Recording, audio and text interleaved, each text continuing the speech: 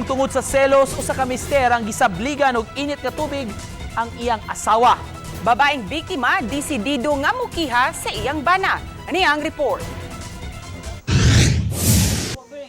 Napuno sa mga paso kining 43 anyos nga ginang taga-barangay Mambaling nga among naabtan sa iyang panimay. Nagsaulog paunta siya sa birthday apan naglisod tungod sa mga paso nga naangkon.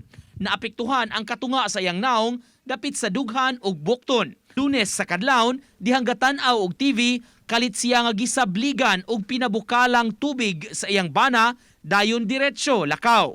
Sayo niini matud pa nabantayan sa iyang bana nga may ka-video call siya. Apan higala ra kuno kini niya.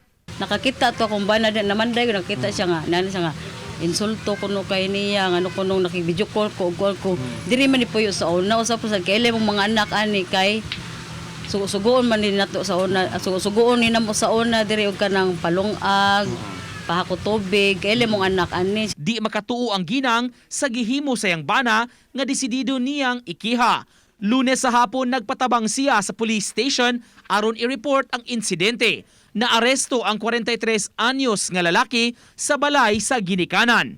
Insulto kay nako, isip respeto lang ba, isip bana ba. Utro mo isip yapon kuan. Ang ako kita gabalik kita na sad. Yatinson mo ari na po nako tanan.